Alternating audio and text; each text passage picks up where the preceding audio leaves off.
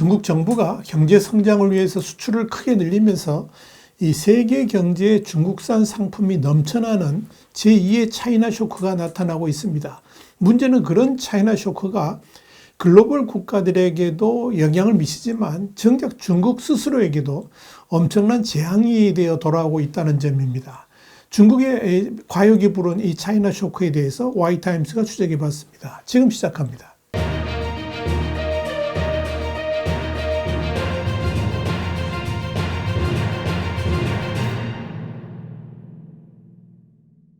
월시저널은 현지 시간으로 4일자 지면을 통해서 1990년대 말과 2000년대 초에 세계 경제는 값싼 중국산 제품의 수입 붐으로 이른바 차이나 쇼크를 경험한 바 있는데, 최근 들어서 성격이 완전히 다른 또 다른 차이나 쇼크를 경험하고 있다, 이렇게 보도했습니다. 1990년대 후반에서 2000년대 초반의 1차 차이나 쇼크 때는 값싼 중국 제품이 쏟아져 나오면서 세계 각국의 인플레이션, 그러니까 물가 상승을 낮추는 역할을 했습니다. 대신에 각국의 제조업체들은 중국산 제품과의 가격 경쟁에서 밀려서 상당한 타격을 받았었죠.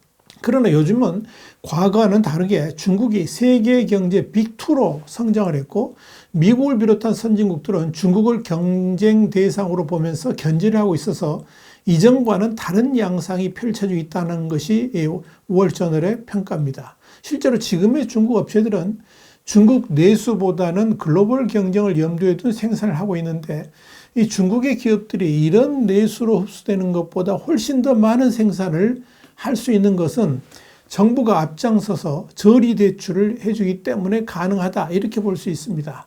그런데 최근의 차이나 쇼크는 과거와는 상당히 다른 양상을 보이고 있습니다. 중국이 여전히 저렴한 가격을 앞서서 공세를 펼치기 때문에 세계 각국의 인플레이션을 낮추는 효과를 내고 있기는 합니다. 그러나 과거의 1차 차이나 쇼크 때하고는 다른 것이, 1차 당시에는 중국이 그를 통해서 호황을 누렸지만 지금은 그때와는 정반대로 불황 속에 과잉 생산을 하고 있다는 점입니다. 다시 말씀드려서 1차 때는 중국이 값싼 제품을 파는 대신에 철광석이라든지 석탄, 기타 상품 등을 사가는 바람에 인플레이션 하락을 상쇄하는 효과가 있었는데, 지금은 값싼 제품들을 팔긴 하는데 중국 내 수요가 대폭 줄어들다 보니까 수입이 줄어들면서 상쇄 효과도 급감했다는 겁니다. 중국은 수요 약세와 과잉 생산으로 인해서 생산자 물가는 소비재와 내구재, 식품, 그리고 금속 및 전기기기를 중심으로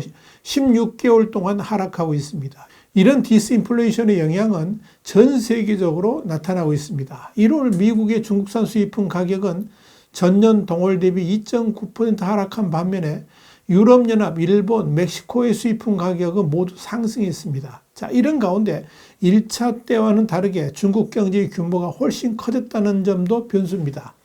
세계은행 자료에 따르면 중국은 2022년 세계 제조업 생산량의 31%, 전체 상품 수출의 14%를 차지합니다. 그런데 20년 전에는 중국의 제조업 비중이 10% 미만이었고 수출 비중은 5% 미만이었습니다.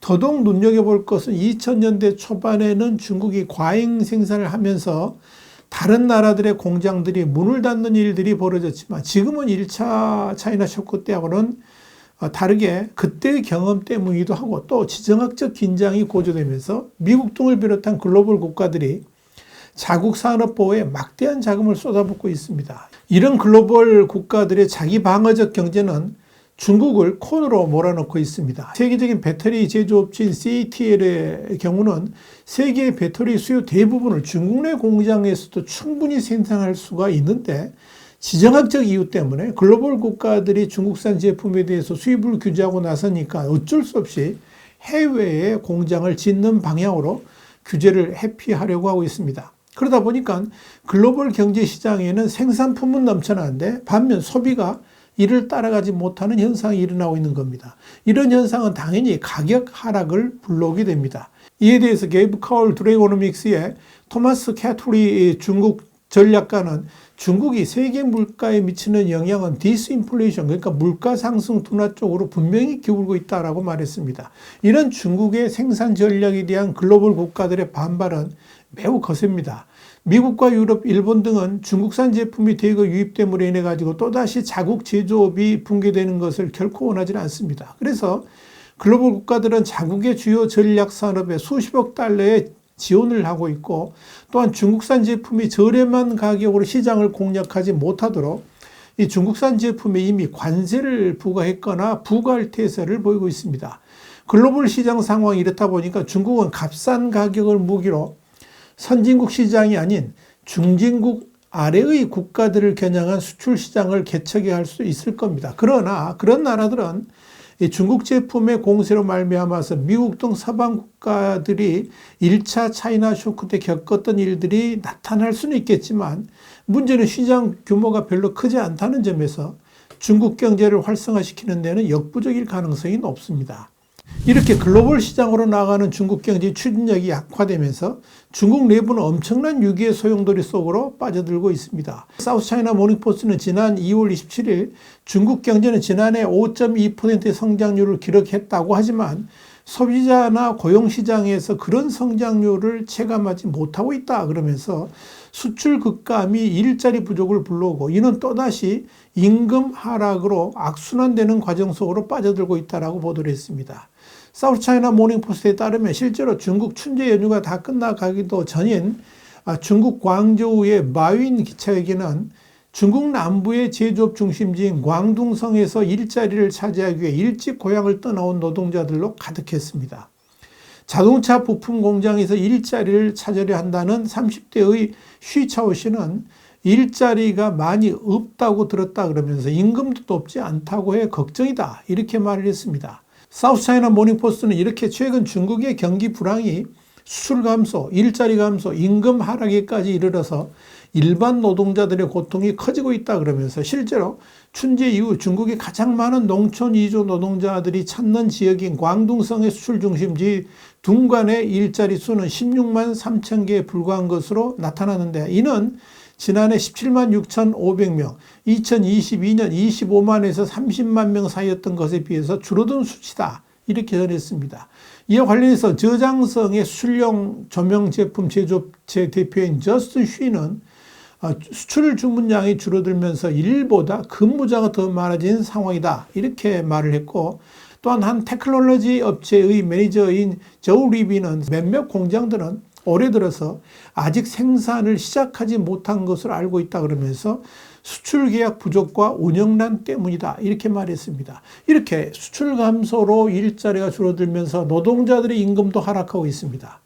광저우의 한 채용 대행 업체 직원 리에 따르면 선전과 둥간의 임시 노동자 시급은 18에서 19위안 한 3,300원에서 3,500원 정도로 3년 전에 3분의 1 수준에 불과합니다. 사우스차이나 모닝포스트는 이와 관련해 가지고 전통적으로 춘절 연휴 직후는 전국의 노동자들이 고향에 남아있기 때문에 가장 인력이 부족하고 임금 수준도 높은 기간으로 꼽혔다 그러면서 이 같은 상황이 최근의 경제 불황으로 인해서 바뀐 것이다, 이렇게 설명했습니다. 결국 중국 내 대기업들은 글로벌 시장과 경쟁하기 위해서 공정을 해외로 옮기면서 일자리는 그만큼 줄어들었고, 동시에 중국 내 내수마저 급감하면서 역시 공장들의 가동 시간이 줄어들었고, 이로 인해서 일자리까지 줄어드는 악순환에 빠져 있는 겁니다. 문제는 일자리가 부족하다 보니까 노동자들에 대한 처우는 더욱 나빠지고 있고, 그러다 보니 실직자들의 삶은 더욱 피폐해지고 있다는 것이 사우스차이나 모닝포스트의 진단이었습니다. 이렇게 중국 경제는 지금 진퇴양난에다가 뾰족한 돌파구를 찾아볼 수 없는 심각한 상황에 빠져 있다고 볼 수 있습니다. 이런 상황에서 그동안에 중국 경제 성장의 견인차 역할을 해왔던 부동산 시장마저 죽을 쓰고 있으니 어디서부터 손을 대야 할지 모르는 절체절명의 위기에 빠져 있다고 말을 하고 있는 것입니다. 화이트타임 정세 분석이었습니다. 감사합니다.